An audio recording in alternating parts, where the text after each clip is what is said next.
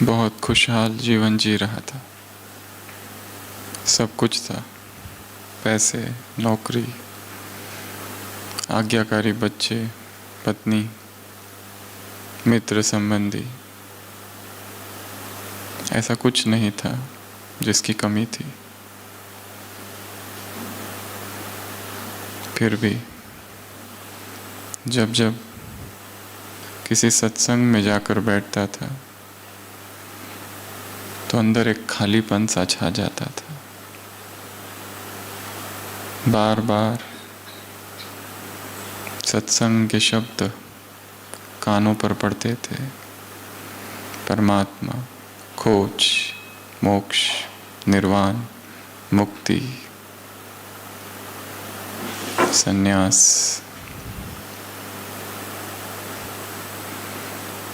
और जब जब घर आकर टीवी चैनल्स खोलता था तो वही सब बातें दोहराई जाती थी। यहाँ का आश्रम, वहाँ का आश्रम। प्रवचन सुनते रहता था और प्रवचन सुनते सुनते उस व्यक्ति के मन में वैराग भाव प्रकट हुआ और वो वैराग धीरे धीरे बढ़ता गया। संसार की सभी वस्तुएं, चीजें व्यर्थ दिखाई देने लगी।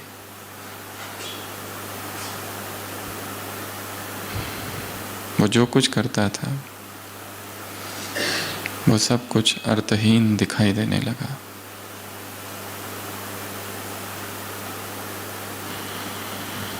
और एक दिन वो निर्णय कर लेता है कि मुझे इस संसार का त्याग करना है और संन्यास लेना है।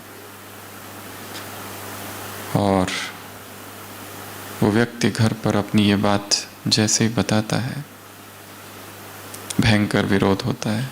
मित्र उसे समझाते हैं, बच्चे समझते हैं पता नहीं क्या हो गया बुढ़ापे में।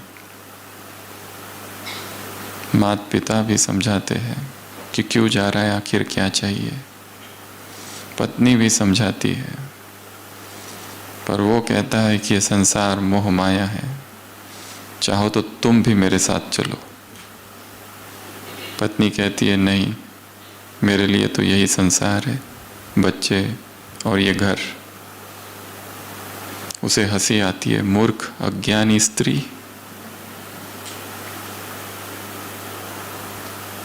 धन्य हो तेरा।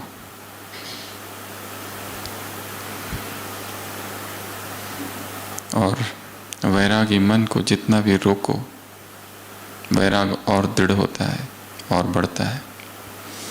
आखिरकार सभी कोशिशें व्यर्थ हुई और वो निकल पड़ा। कई जगह गया, बनारस गया, हरिद्वार गया, ऋषिकेश गया, भिन्न भिन्न स्थानों पर गया। पर वहाँ जाकर उसे नई बात पता चली कि जिस आश्रमों में रहना पड़ता है वहाँ पर खुद का खर्चा खुद करना पड़ता है। वो तो अच्छा था, वो अपना एटीएम कार्ड साथ में लेके आया था।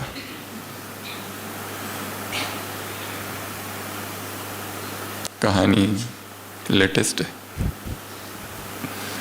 आश्रमों पर रुका, वहाँ की किताबें बेची, नियमों का पालन किया, पर भोजन खुद का खुद।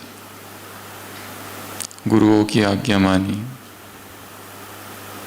कई आश्रम बदले और कहीं कहीं पर उसने देखा वो आश्रम केवल नाम के हैं, वो वास्तव में राजनीतिक संगठन थे। अंदर कुछ, बाहर कुछ।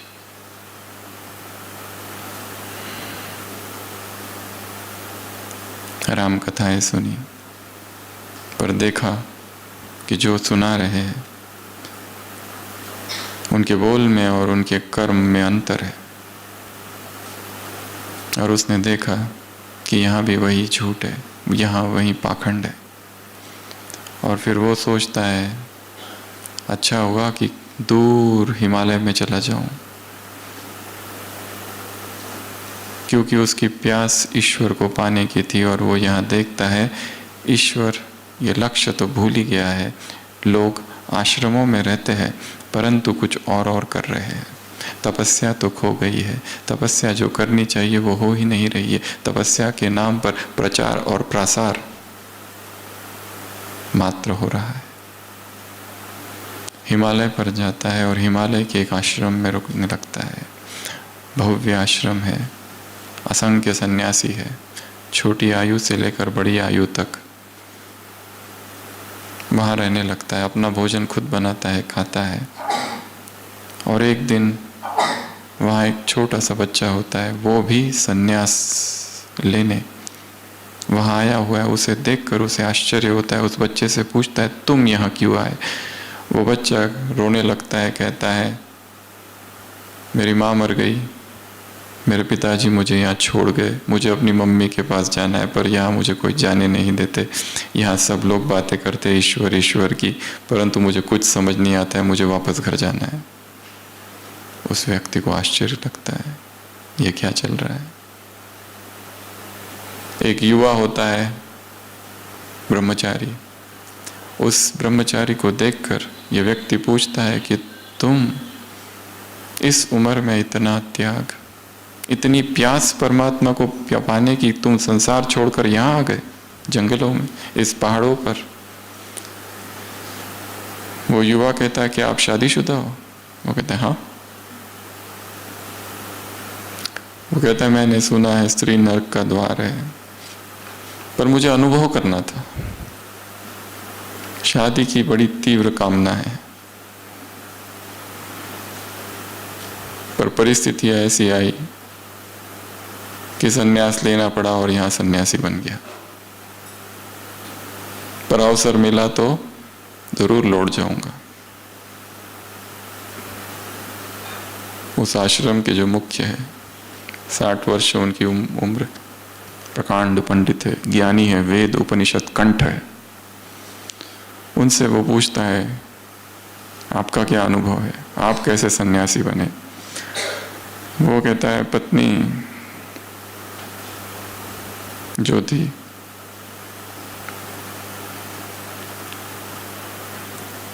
उसने धोखा दिया, वैराग आ गया, इसलिए यहाँ पड़ा हूँ।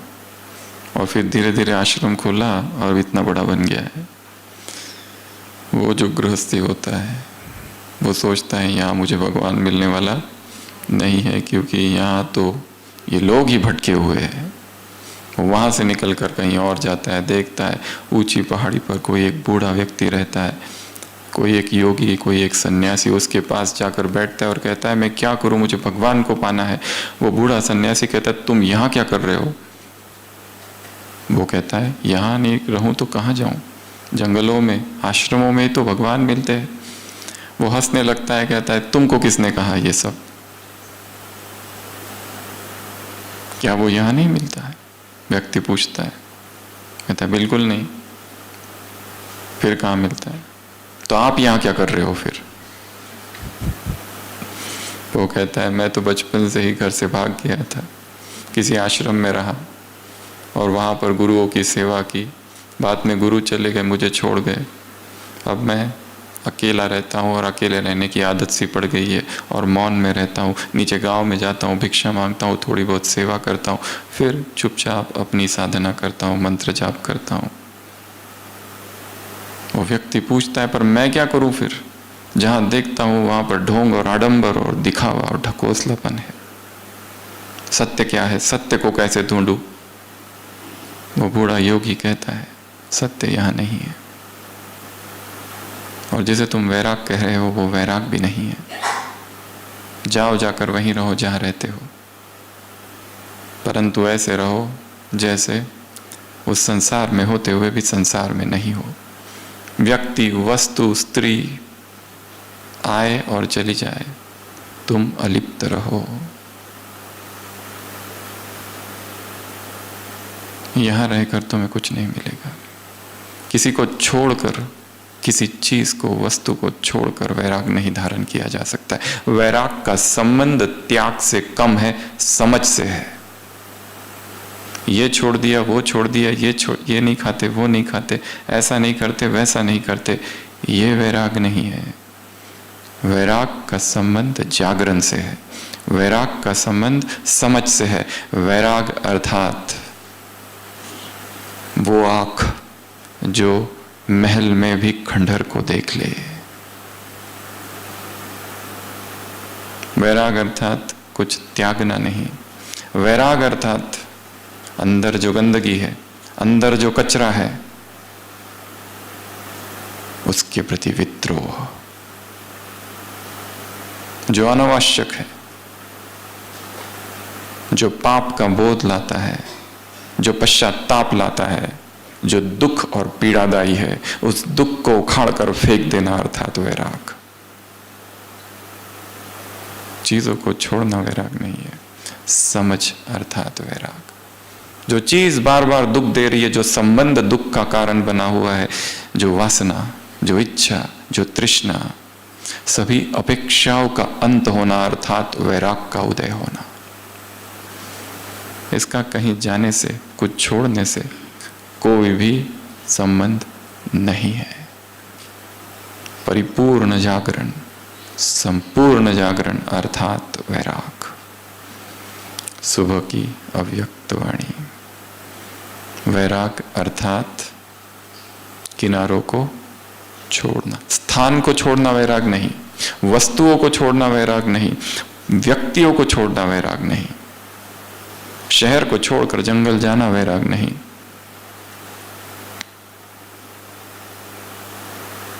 किनारों को छोड़ना, क्योंकि किनारों को क्या कर दिया गया है?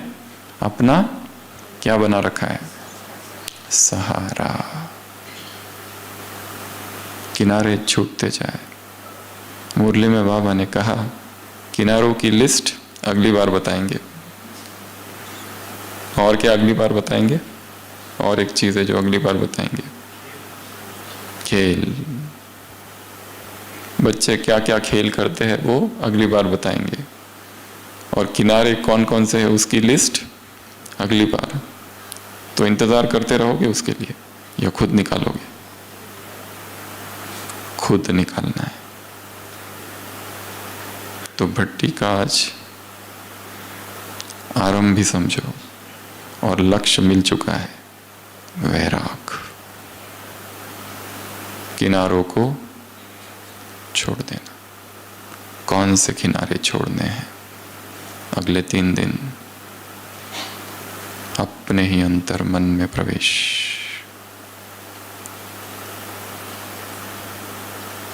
किस संबंध ने पकड़ रखा है?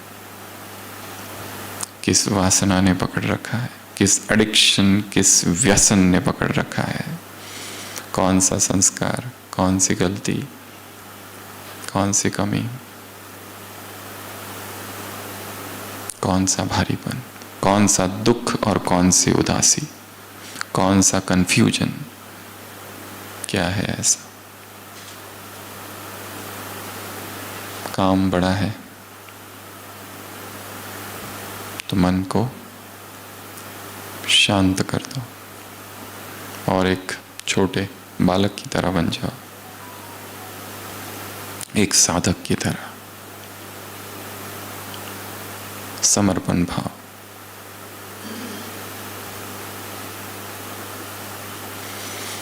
तो आज सुबह की व्यक्त वाणी कौन किससे मिल रहा है?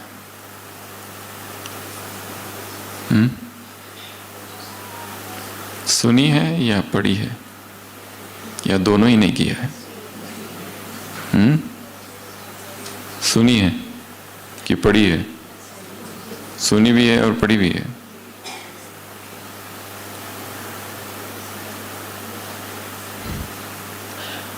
केवल सुनने सुनाने से कुछ नहीं होगा, मुरली में ही है आज। करना होगा। इसमें पहले मैं, माया के वश होने में पहले मैं नहीं। तो पूरी मुरली तपस्या पर है। इस तपस्या की हम आज के इस सत्र में मुरली के आधार से 16 बिंदु देखेंगे। तपस्या अर्थात क्या? सबसे पहला, तपस्वी वो जो स्नेह के पुष्प अर्पित करे। बाबा ने कौन सा दृश्य देखा आते ही? ऐसा दृश्य जो और कोई देख नहीं सकता, ऐसा दृश्य जो केवल बाप जानते हैं और बच्चे जानते हैं। सबसे प्रथम दृश्य है कि आत्माओं के हृदय से क्या निकल रहा है? स्नेह के पुष्प अर्पित हो रहे हैं, स्नेह के पुष्पों की वर्षा। तो अगले 3 दिन ये अभ्यास बहुत अच्छा है कि जहां मैं मधुबन में घूम रहा हूं, चल रहा हूं, मुझ पर क्या हो रही है? स्नेह के पुष्पों की वर्षा। कौन डाल रहा है? ऊपर से भगवान। कितना सुहावना दृश्य है और कितनी सूक्ष्म और सुखद अनुभूति है। जहां मैं चल रहा हूं वहां स्नेह के पुष्प। देखो गिर रहे क्या? ऐसे करके देखो, यहां कुछ होंगे पंखुड़िया, देख लो एक बार, है ना? है। मुझ पर स्नेह के पुष्पों की वर्षा हो रही है। बाबा कह रहे हैं बच्चे स्नेह के पुष्पों की वर्षा कर रहे हैं। ये दृश्य बाबा ने देखा और हम क्या अनुभव करेंगे? वो कर रहा है। और यहां बैठे बैठे वहां का दृश्य इमर्ज करो। अपने लौकिक घर, सेवा केंद्र, कार्यस्थान और अमृत वेला कल देखना मैं वहां हूं, वहां के कार्य करते हुए यहां से देखना। और सभी कार्य करते हुए क्या हो रहा है वहां पर? मुझ पर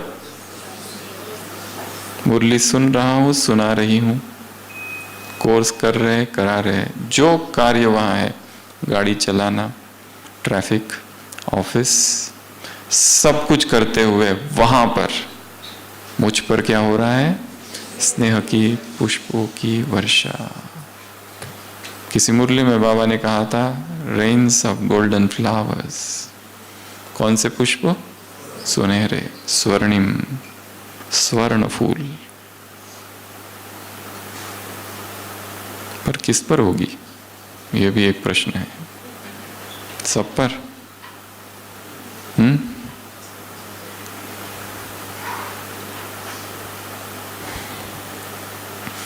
पार्टियों से मुलाकात।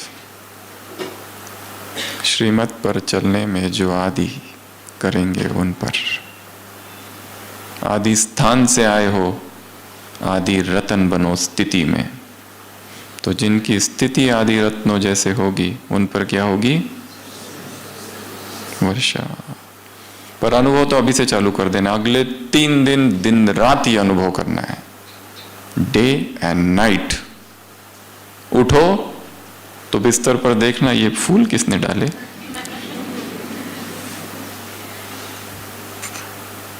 बार बार बार, सतत सतत सतत, निरंतर पकड़ लो इसको कि वर्षा हो रही है, वर्षा हो रही है, वर्षा हो रही है, वर्षा हो रही है। तपस्वी अर्थात जो अपने हृदय के पुष्पों से बाप पर स्नेह की वर्षा करे और उस पर हो, यह हमारा अभ्यास। तपस्वी अर्थात दूसरा, जिसके मन से कौन सा गीत बजे, कौन सा साज? मेरा बाबा, मेरा बाबा, मेरा बाबा, धुन लग जाए अगले 3 दिनों के लिए। जब करते हैं ना वैसे।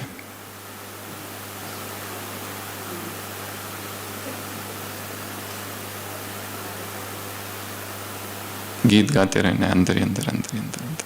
टाइम मिला तो चालू कर दो, मेरा बाबा, मेरा बाबा, मेरा बाबा। स्थूल में और मन में कहने मात्र से ही समीपता का अनुभव होगा। तपस्वी अर्थात हृदय से एक गीत बजे। दूसरी निशानी। तीसरी, तपस्वी आत्मा अर्थात तपस्या अर्थात दीप जले। कौन सा? कौन सा? मुरली सुनी है ना? सुबह सुनी थी, उसके बाद पता नहीं कितनी बातें हो गई।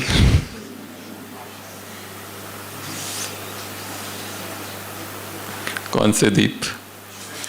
ये मिलन जो है उसकी शुभ आशाओं के दीप, अर्थात निरंतर मिलन हो रहा है। वो और मैं अकेले अलग अलग हूं ही नहीं। My father and I R one. My father and I R one. वो और मैं एक हूं। या फिर तुम तो यहीं कहीं बाबा मेरे आसपास हो। देख लो एक बार, बाजू में बैठा तो नहीं है, या तो पीछे होगा कहीं, या तो सामने, पर है। आते नजर नहीं, पर है।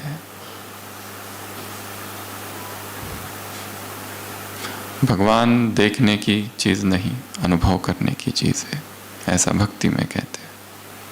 तो तीसरा अभ्यास, दीप जला रहे, मिलन का दीप, शुभ आशाओं का दीप।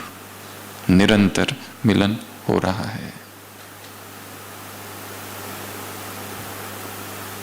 वैराग की एक परिभाषा ये है,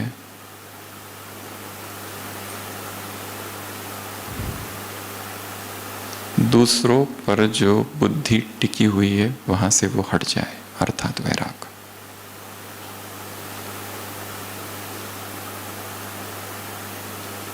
एक फ्रांस का फिलोसोफर कहता है, the other is hello, the other is hello.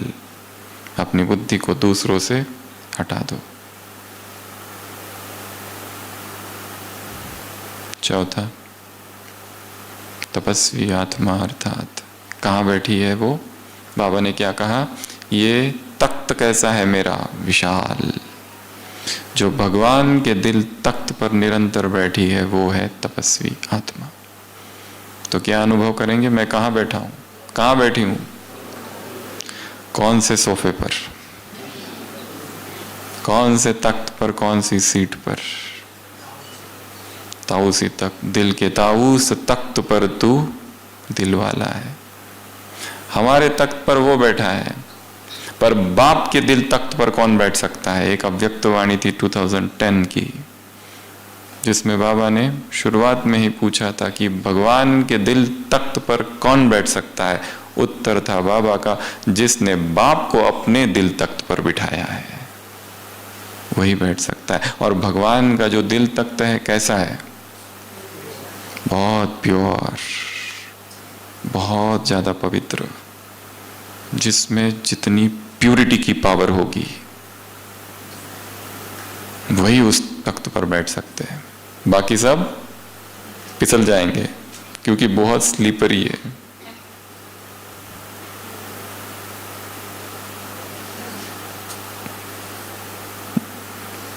और जिसकी पवित्रता अप डाउन होती रहती है, जिसका ब्रह्मचर्य हिलते रहता है, डुलते रहता है, वो कभी तख्त, कभी नीचे, फिर और ऊपर, फिर नीचे।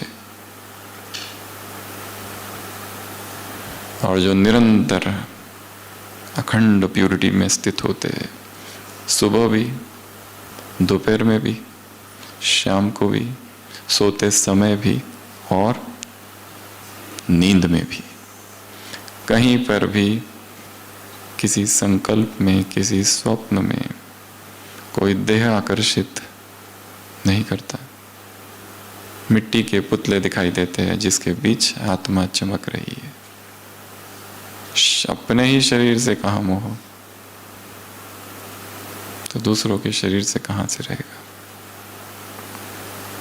तो चौथा, तपस्या अर्थात निरंतर भगवान के दिल तख्त पर बैठना। याद रखना, सारी पॉइंट्स फिर से पूछेंगे लास्ट में। और जिन्होंने आज की मुरली नहीं पढ़ी है, इस क्लास के तुरंत बाद बिना मुरली पढ़े सोना मना है।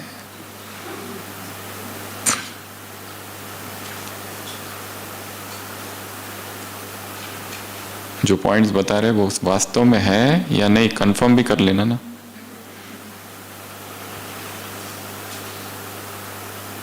तो ये 4। पांचवा, फिर बच्चे बाबा से बातें कर रहे, उलाहने दे रहे हैं, परंतु बाप फिर भी पदम गुना याद प्यार दे रहे हैं। ब्रह्मा बाप अव्यक्त फरिश्ता बने, किस लिए? सेवाओं के लिए। परंतु आज अव्यक्त से व्यक्त हुए, तो यदि बाप से प्यार है तो तुम्हें क्या करना है? व्यक्त से अव्यक्त बनना। ये है स्नेह का रिटर्न। बाप अव्यक्त क्यों बने? आप समान बनाने के लिए। तो पांचवा, तपस्वी अर्थात ब्रह्मा बाप समान, जो व्यक्त से अव्यक्त बने। और अव्यक्त बनने के लिए 2 काम करने हैं जो भट्टी में आए हैं। तीसरा है वो बाद में बताएंगे। पहला, क्लास के तुरंत बाद जिससे बातें करनी है कर लो और मोबाइल स्विच ऑफ। कब खुलेगा? भट्टी का जब लास्ट सेशन होगा उसके बाद। कोई भी इलेक्ट्रॉनिक्स अगले 3 दिन हमारे शरीर को स्पर्श ना करे, ठीक है? बड़ा भारी काम है ये, पर 3 ही तो दिन के लिए आए हैं और बहुत कुछ लेकर जाना है। जो प्रशासन में है, जिन्हें प्रबंध करना है, उनकी बात अलग, वो 1-2 लोग, वो बहनें, पर बाकी सभी जिससे बात करनी है कर लो, बाकी संसार से connection cut off, no contact, किसी से भी नहीं। दूसरा काम, आपस में बातचीत बंद, कोई शेयरिंग ऑफ एक्सपीरियंस नहीं। जब बोला जाएगा यहां आकर शेयर करो, उस दिन शेयर करना लास्ट, तब तक कुछ नहीं। बोलते बोलते तपस्या नहीं होती है। हाँ, जो केवल मनोरंजन के लिए आए हैं, जो केवल घूमने के लिए आए हैं, उनके लिए ठीक है, जो करना है करो। पर हाँ, यदि कोई दूसरा गंभीर साधक यदि तपस्या कर रहा है और गंभीरता से कर रहा है, तो उसकी तपस्या बोलकर भंग नहीं करनी है। कम से कम ये पुण्य तो करो। ये बड़ा काम है। चुप, जितना हो सके मौन। बिना मौन के कोई तपस्या नहीं हो सकती। खाना खा रहे, थोड़ा बोलना पड़े, धीमी आवाज में और कम, पर लक्ष्य रखो 100% मौन का। तो कहाँ थे हम? पांचवा, अव्यक्त अर्थात व्यक्त नहीं, बोलना व्यक्त भाव है। छठवा, मुरली में बाबा ने कहा बेहद तपस्या का मुख्य आधार या मुख्य साधन है बेहद का वैराग, और वैराग की परिभाषा आज की मुरली से किनारे छोड़ना। तो कल सारे दिन भर ये काम करना है। मेरे जीवन में मैंने कौन से किनारे पकड़ रखे? वो किनारा व्यक्ति हो सकता है, वस्तु हो सकता है, वैभव, पैसा, कोई याद, कोई भोग, कोई वासना, कोई इच्छा, कोई तृष्णा, कोई अपेक्षा, कोई एक्सपेक्टेशन, कोई एम्बिशन, कुछ भी हो सकता है। उसको आइडेंटिफाई करना है, उस बात को आइडेंटिफाई करना है जो मेरे और भगवान के बीच है। वैराग अर्थात वो हर बात को उखाड़ कर फेंक देना जो उसकी और मेरे बीच आ रही है। तो छठवा, तपस्वी आत्मा कैसी होगी? वैरागी। आंख कहीं ना डूबे, सारी वस्तुएं संसार की देखते हुए ऐसे देखो कि जैसे आ रही है और जा रही है, अनित्यता।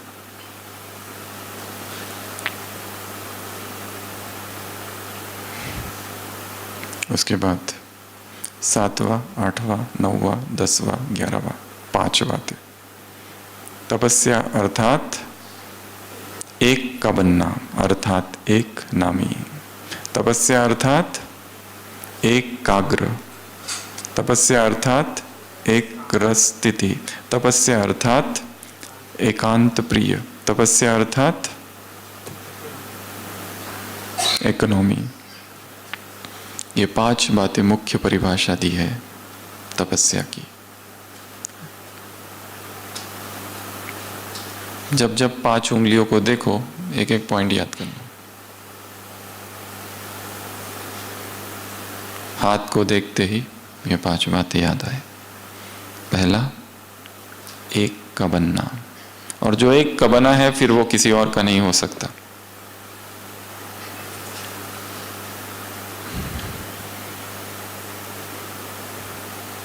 मन और शरीर एक को दिया है, एक का। दूसरा, एकाग्र। एकाग्रता तभी आती है जब हम फोकस हो जाते हैं। सुबह सुना रहे थे, बाबा ने एक बार, शिव बाबा ने एक बार प्रोग्राम दिया था कुछ भाइयों को मधुबन में। 3-4 भाई, जगदीश भाई थे, ओम प्रकाश भाई थे, और 1-2 भाई थे।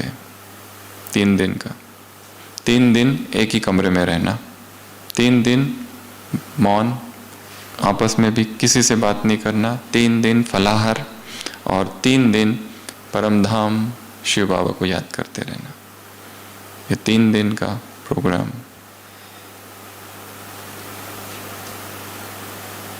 कभी दिया था भाइयों को बाबा ने। और ऐसे छोटी छोटी भट्टियां कंटिन्यूअस होती रहती थी शुरुआत में। तब सेवा इतनी नहीं थी तो नॉन स्टॉप भट्टियां। अभी सेवाओं का विस्तार बहुत है, परंतु उस विस्तार में से भी अभी समय मिला है ये 3 दिन का, तो जितना हो सके गंभीरता से साधना करनी है। यहाँ क्या हो रहा है, वहाँ क्या हो रहा है, इससे बात करूँ, उससे बात करूँ, इधर मिलूँ, उधर मिलूँ, मधुबन में आया है तो ढेर सारे काम करके जाऊँ, तपस्या रह जाएगी। और यहाँ से जब जाएंगे तो केवल याद रहेगी बहुत अच्छी भट्टी हुई थी, सब मिले थे, बहुत खुशी हुई थी, बस परिवर्तन नहीं होगा। परिवर्तन बड़ी गहरी साधना है। तो ये 5 बातें, एक रस, एकाग्र मन बुद्धि, फिर एक रस स्थिति। 3 दिन का भी अगर मन को एकाग्र करने का अभ्यास और एक रस रखने का अभ्यास करो तो ये अभ्यास कई दिन चलेगा। 3 दिन यदि कर लिया तो कई दिन चलेगा। जहां जहां संसार में मन जाए वापस उधर लाओ इसको। इस मधुबन के कैंपस से जितना हो सके बाहर कहीं नहीं जाना है। कहीं पिकनिक के लिए जाते हैं बाबा पहाड़ी, वो अलग बात है, पर इधर उधर घूमने के लिए व्यर्थ से में कहीं नहीं जाना है। कैद कर दो अपने आप को, self induced quarantine. Economy, economy अर्थात खजाने व्यर्थ न गवाना। और सबसे बड़ा खजाना कौन सा है? समय और बोल। तो अगले 3 दिन के लिए यहां पर लॉक लगा दो। जब तक ये बंद नहीं होगा वर्बल डायरिया, तब तक मन का मौन भी नहीं होगा।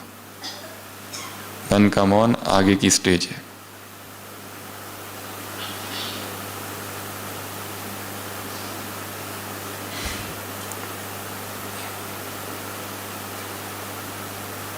इकोनॉमी, एक रस, एकाग्र, इकोनॉमी, एक नामी, और 5वां एकांत। अगले 3 दिन सोचो कि मेरे अतिरिक्त यहां और कोई भी नहीं है, सन्नाटा। और जितना हो सके डाउनकास्ट आइज, आइज नीचे। आंखें जहां जाती है एनर्जी वहां फ्लो करती है। जिसको जहां जहां आंखें जाती है वहां क्या होती है? ऊर्जा भागती है।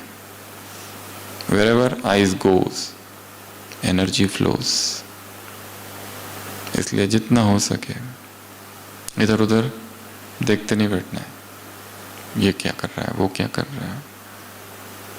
चुपचाप साधना। कितनी बातें हो गई? 11, 12।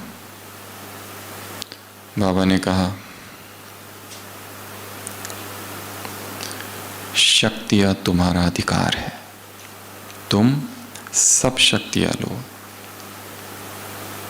यथाशक्ति नहीं, सर्वशक्तिवान हो, जितनी चाहे उतनी शक्तियां बाप से ले लो।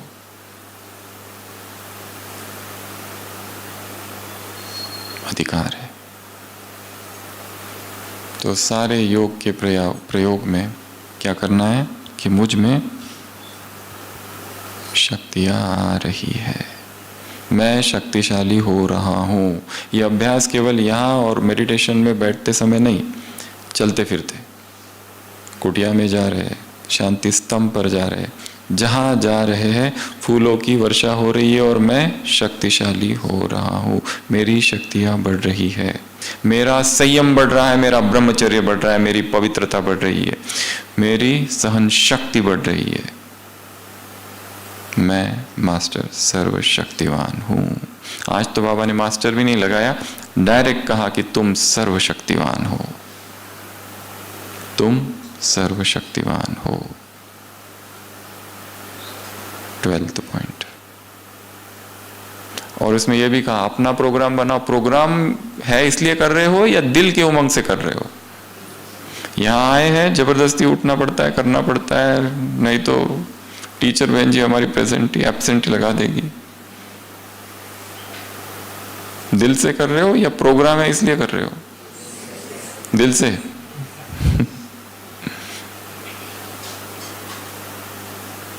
यह भी प्रश्न पूछा है मुरली में। कोई कह रहा है इसलिए नहीं। भट्टी करने के लिए आना पड़ता है, अर्थात जीवन में भट्टी नहीं हो रही है।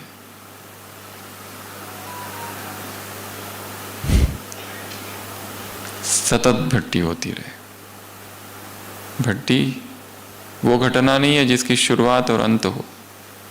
भट्टी अर्थात सतत, निरंतर, चालू ही है हमेशा। तो 12th, 13th दादियों से मुलाकात। क्या कहा? इष्ट और अष्ट, समय प्रमाण, परिस्थितियों प्रमाण, जो शक्तियां मिली है उनका क्या करना है? कार्य में लगाना है, उनको यूज करना है। शक्तियां बहुत है। वैसे तो 8 शक्तियां भी नहीं, शक्ति एक ही है वैसे तो। जैसे करंट कितना होता है? एक ही होता है ना। पर वही करंट जब फैन से बहता है तो पंखा घूमता है और हवा मिलती है। वही करंट जब लाइट में जाता है तो प्रकाश। परंतु जब लाइट चाहिए तो फैन काम नहीं करेगा, और जब हवा चाहिए तो लाइट ऑन कर दो तो। शक्ति एक ही है, ईश्वरीय शक्ति। नाम अलग अलग दिए गए, समेटने की जो भी शक्ति है सारी। सुबह सुबह अमृत वेला शक्तियां ले लेनी है। अष्ट और इष्ट, 8 शक्तियों की अनंत धाराएं मुझ में आ रही है। मैं इष्ट हूं, मैं अष्ट हूं। अष्ट भुजाधारी कौन हूं? दुर्गा। तो ये भी एक अच्छा अभ्यास है अगले 3 दिनों के लिए, माताओं के लिए। कैसे चलेंगे? 4 इधर और 4 इधर। मैं कौन हूं? दुर्गा। कौन सी दुर्गा? अष्ट शक्तियों वाली दुर्गा। बाबा ने किसी को कभी पूछा था, बच्चे नींद आई? उसने कहा हाँ बाबा आई। कैसी नींद आई? बाबा बहुत अच्छी नींद आई। बाबा ने कहा अच्छा, मेरे भक्त तो उधर मुझे पुकार रहे हैं, क्या उनकी दुख की पुकार तुम्हें सुनाई नहीं देती? तुम्हें अच्छे से नींद आती है? तुम्हारी तो नींद फिट जानी चाहिए, तुम्हें कितने बड़े बड़े काम करने हैं। मैं अष्टभुजाधारी दुर्गा हूं, शेर पर सवार दुर्गा हूं।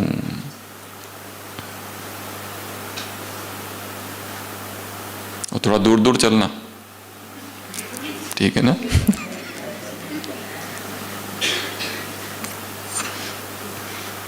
अंग से अंग न लगे, दूर हो जाओ, अभी भी जो बैठे हैं अंग से अंग न लगे। स्पर्श लगते ही प्रकंपन आते हैं। योगी अकेला ही बैठता है।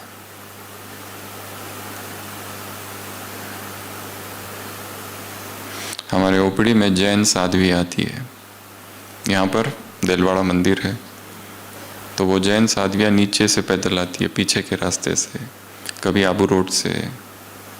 तो उनको कुछ कुछ तकलीफ़ें होती है तो दिखाने आती है, रहती है 10 दिन रहती है, 15 दिन रहती है। कभी उनका मौन होता है तो एक व्यक्ति उनके साथ आता है जो कंप्लेंट बताएगा, पर उनका ऐसा नियम होता है कि वो आती है तो कई बार खड़ी रहती है। हम उनको कहते हैं बैठो, तो नहीं, वहाँ पुरुष बैठा था,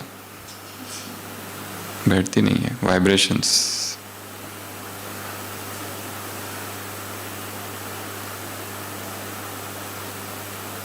ऐसे नहीं बैठ जाती है कहीं पर, उनके नियम बहुत पक्के हैं। एडमिट भी होती है तो कई बार हमने देखा, जब एडमिट होती है बिस्तर पर नहीं, नीचे सोते उनके बहुत सारे नियम होते हैं। तो वो अपनी धारणाओं पर कितने पक्के हैं।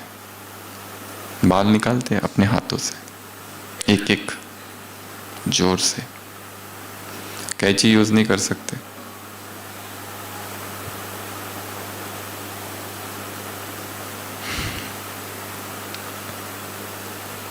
अष्ट और इष्ट 12वीं या 14वीं पॉइंट संतरी दादी ने सुबह सुना ना क्लास में,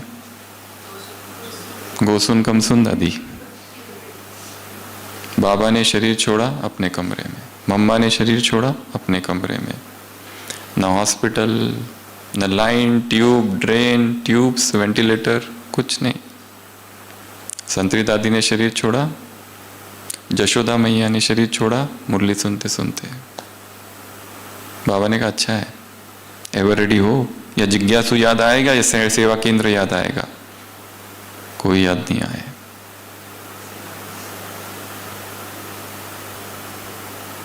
एक माता भट्टी के लिए आई थी, भट्टी करते करते ही शांति स्तंभ पर शरीर छोड़ दिया था। हॉस्पिटल आए लेकर, ब्रॉड डेड। तो बाबा ने क्या कहा? एवर रेडी है। कुछ भी जमा करके नहीं रखो, nothing, do not accumulate anything. ये सेवा करूँ, वो करूँ, ये करूँ, इधर जाऊँ, उधर जाऊँ, ये सब ठीक है, परंतु अंदर से स्थिति अनासक्त। बाबा ने अपना भी उदाहरण दिया है ना। बाबा कैसे पकड़ लेते थे चीज़ों को, कोई पत्र, कोई पोता मेल, कहाँ गलती है और कहाँ करेक्शन देनी है। वैसे बाबा भी देखते रहते हैं, चेकिंग करते रहते हैं। बाबा को ये काम नहीं है कि एक एक का चेक करे, सबका पता कर सकते हैं।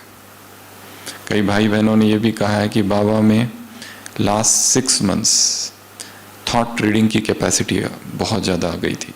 थॉट रीडिंग, कोई आता था अपनी समस्या लेकर, इससे पहले कि वो समस्या बताता, बाबा उसकी समस्या भी बता देते थे और उत्तर भी दे देते थे, दोनों चीज़ें। उनको आश्चर्य लगता था। बाप तो कहते हैं कि मैं थॉट रीडर नहीं हूँ, फिर ये कैसे? तो उसके पीछे सूक्ष्म फिलॉसफी ये है कि जैसे जैसे आत्मा शुद्ध होती जाती है, प्योर होती जाती है, शरीर से डिटैच रहने लगती है, उसमें ये सारी सिद्धियां प्रकट होने लगती है अपने आप, ऑटोमेटिक। तो 14वां एवर रेडी। 15 और 16 पार्टियों से मुलाकात। 15 पार्टी नंबर 1, क्या कहा? कहाँ से आए हो? पंजाब दिल्ली ग्रुप आदि स्थान से आए हो। आदि स्थिति में भी आदि रतन हो, स्थिति में भी क्या हो? आदि रतन, क्योंकि आदि स्थान से आए हो। और आदि रतन अर्थात श्रीमत में आदि होकर चलने वाले। इसमें कोटों में कोई ही चलते हैं, परंतु जो इसमें चलते हैं उन्हें रूहानी नशा चढ़ता है, और जिनके पास रूहानी नशा है वो माया के नशे से छूट जाते हैं। और माया का कौन सा नशा है? पहनना, खाना, देखना, फूड, क्लोथ्स, साइट सीइंग, ये देखो वो देखो। माउंट में देखने जैसा क्या क्या है? तपस्या करने आए थे या साइट सीइंग करने आए थे?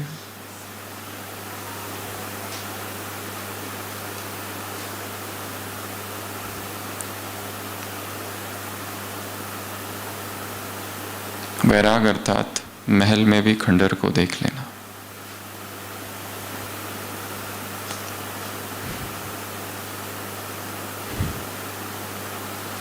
ये पहनूं वो पहनूं, ये खाऊं वो खाऊं।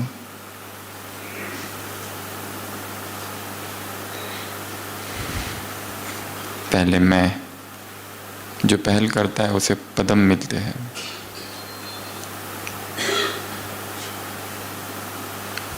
तो इसमें पहले करो, माया के वश होने में नहीं। तो 15वीं पॉइंट, नशा।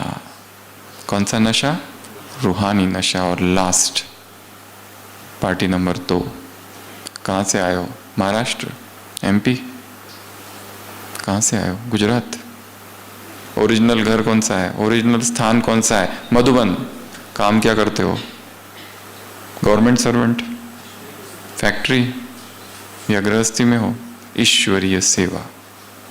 तो ओरिजिनल काम है ईश्वरीय सेवा, ओरिजिनल घर है मधुबन। इसको नहीं भूलना। और क्या कहा यहां पर बाबा ने? एक बहुत अच्छी बात कही है। माता क्या कहती है? हमारे घर वाले कैसे हैं? पक्के रावण। तो बाबा ने क्या कहा? क्या करो उनसे? लड़ाई करो। शुभ भावना शुभ कामना की अंजलि दो। ये बहुत प्रैक्टिकल और बहुत पावरफुल पॉइंट है। और ये याद 3 दिन करके जाना है यहां से। कैसा भी हो, परंतु शुभ भावना देना है। क्योंकि तुम कौन हो? दाता के बच्चे हो। बाबा ने इतना खजाना दिया, पर किसी ने लिया, किसी ने यथाशक्ति लिया। बाप कभी कहते हैं मैं नहीं दूंगा? तो तुम कौन हो? देने वाले। अपना देवदाई ड्रेस क्या किया है? धुलाई, प्रेस, सिलाई सब करके रखा हुआ है ना? देना। तो यहां बैठकर रोज अपने सारे लौकिक रिश्तेदारों को इमर्ज करो। एक यहां बैठे उन सभी आत्माओं को इमर्ज करो जिनके साथ हिसाब किताब चल रहा है।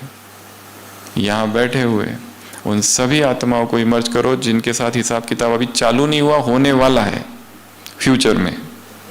यहां से जाते ही स्टेशन पर खड़े हैं या घर पे आ चुके हैं मेहमान बनकर। क्योंकि हमें तो पता नहीं चलेगा ना, क्योंकि हमारा तो मोबाइल अभी बंद है ना 3 दिन। तो कैसे पता चलेगा? वो तो वहां जाने के बाद पता चलेगा। शुभ भाव ना शुभ कामना, देते जाओ देते जाओ देते जाओ। ये बहुत बड़ा मंत्र है। कोई कितना भी विरोधी हो, कम से कम ये तो कहते ब्रह्मा कुमारी, ब्रह्मा का तो नाम ले रहे।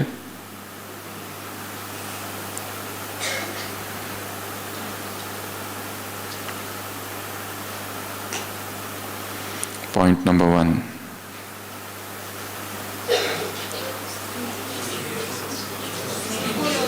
फूलों की वर्षा मुझ पर हो रही है, मैं तपस्वी आत्मा हूं। दूसरा, गीत गाए दिल में निरंतर, गीत गाते रहो, गीत गाते रहो, गाते रहो, गाते रहो। तीसरा, दीप, दीप बुझने ना पाए। चौथा, मैं कहाँ हूं? दिल तख्त पर। और अभी बैठो, इसके बाद उतरना ही नहीं, कभी उतरना ही नहीं। दिल तख्त पर ही बैठकर शरीर छोड़ देना अगर जरूरत पड़ी तो अगर ऐसी बारी आई तो, पर उतरना नहीं वहां से। एक सूफी संत कहता है, प्रभु तेरे दरवाजे पर आया हूं, तेरे दरबार पर। आते आते एक्सीडेंट हो गया, फ्रैक्चर हो गया, अब यही रख लो, कहां जाऊं? जा नहीं सकता। अगला, 5वां, ब्रह्मा बाप समान अव्यक्त फरिश्ता। अव्यक्त, व्यक्त नहीं, अनमैनिफेस्ट। छठवा बेहद का वैराग। सातवां, आठवां, नौवां, 10वां, 11वां एक रस, एकांत, एक का बनना, इकोनॉमी, उसके बाद एकाग्रता, उसके